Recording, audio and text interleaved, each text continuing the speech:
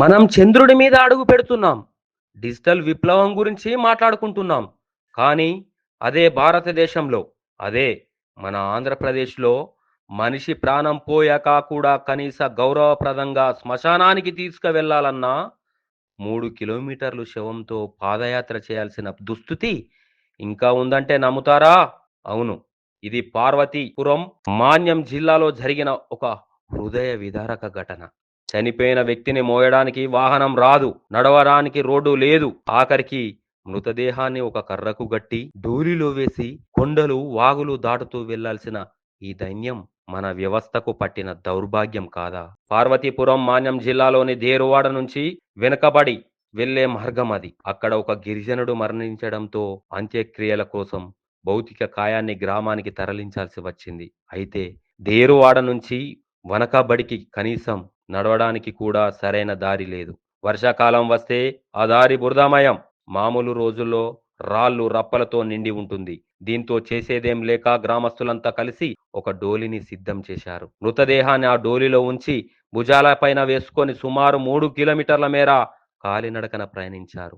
ఎత్తైన కొండలు, ప్రమాదకరమైన వాగులు దాటుతూ వారు సాగించిన ఆ శవయాత్ర చూస్తుంటే మన నాగరికత ఎటుపోతుందో అర్థమవుతుంది. ఇది కేవలం ఒక్కరోజు సమస్య కాదు.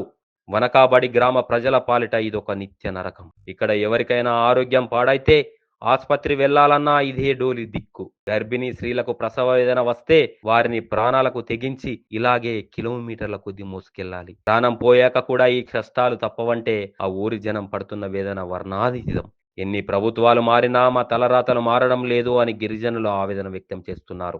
అధికారులకు, ప్రజాప్రతినిధులకు ఎన్నిసార్లు విన్నవించినా కేవలం ఎన్నికల హామీలకే పరిమితం అవుతున్నారే తప్ప అడుగు దూరంలో ఉన్న రోడ్డును మాత్రం పూర్తి చేయడం లేదు. అభివృద్ధి అంటే కేవలం నగరాల్లో అద్దాల మేడల కట్టడం, ఫ్లైఓవర్లు వేయడం మాత్రమేనా?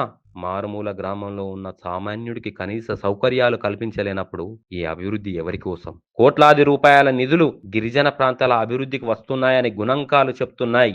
కానీ ఆ నిధులు ఎటుపోతున్నాయి? డేరువాడ నుంచి వెనకబడికి వేయడానికి ఉన్న అడ్డంకులు ఏమిటి? మృతదేహం తరలింపుకు కూడా కనీస గౌరవం లేని ఈ పరిస్థితిని పాలకులు ఎందుకు పట్టించుకోవడం లేదు? ఇప్పటికైనా జిల్లా యంత్రాంగం, రాష్ట్ర ప్రభుత్వం స్పందించి వనకాబడికి గ్రామానికి వెంటనే రోడ్డు సౌకర్యం కల్పించాలని మనం ఈ వీడియో ద్వారా డిమాండ్ చేస్తున్నాం. మనిషి బతుకున్నప్పుడు ఎలాగో కష్టాలు తప్పలేదు. కనీసం చనిపోయిన తర్వాతనైనా గౌరవంగా పంపించే పరిస్థితి ఉండాలి. ఈ వీడియోను చూస్తున్న ప్రతి ఒక్కరు దీన్ని షేర్ చేయండి. షేర్ ఒక బాధ్యత గల అధికారి దృష్టికి వెళ్లేలా చేస్తుంది. ఈ ఘటనపై మీ అభిప్రాయాన్ని కామెంట్ రూపంలో తెలియజేయండి. ఇలాంటి సామాజిక సమస్యల మీద గొంతెత్తడానికి మన ఛానల్ని సబ్స్క్రైబ్ చేసుకోండి. మీరు తెలుగు స్పష్టంగా చదవగలుగుతారా? తెలంగాణ యాస మీద మంచి పట్టు ఉందా? అయితే మీకోసం క్యూన్యూస్ ఒక మంచి అవకాశం కల్పిస్తుంది. ఇది ప్రత్యేకంగా విద్యార్థులు, గృహిణులు, వయసుతో సంబంధం లేకుండా ఎవరైనా సరే మీరు ఇంటి దగ్గర నుంచే పని చేసుకోవచ్చు. మీ వాయిస్తోనే ఇంట్లో ఉంటూనే మంచి ఆదాయం సంపాదించుకోవచ్చు. ఇంకెందుకు ఆలస్యం? వర్క్ ఫ్రమ్ హోమ్కి ఇప్పుడే సంప్రదించండి. మా నెంబర్లు 8688926084, 8143001981.